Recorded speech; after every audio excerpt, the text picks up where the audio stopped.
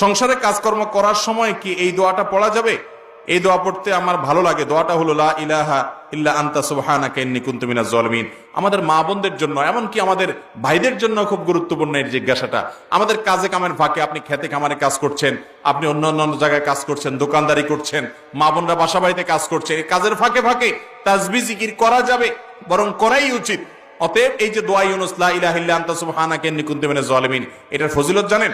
এটার ফজিলত হলো আপনার জীবনে যত বড় বিপদ আসুক, এই দোয়া পাঠ করে আল্লাহর কাছে যদি আশ্রয় চান, আপনার বিপদ আল্লাহ তাআলা দূর করবে। কোরআনে আল্লাহ ওয়াদা করেছেন ওয়াকাযালিকা নুনজিল মুমিনিন, এই দোয়ার মাধ্যমে যেইভাবে ইউনুসকে আমি মুক্ত করেছি, এমন ভাবে ঈমানদারদেরকেও মুক্ত করব। নবী করিম সাল্লাল্লাহু আলাইহি সাল্লাম বলেছেন, আমার ভাই ইউনুস যে দোয়া পড়ে আল্লাহর কাছে বিপদ মুক্তি পেয়েছেন, তোমরা সে দোয়া পড়ে আল্লাহর কাছে বিপদ থেকে মুক্তি চাইবা। এই জন্য এটা পড়বেন।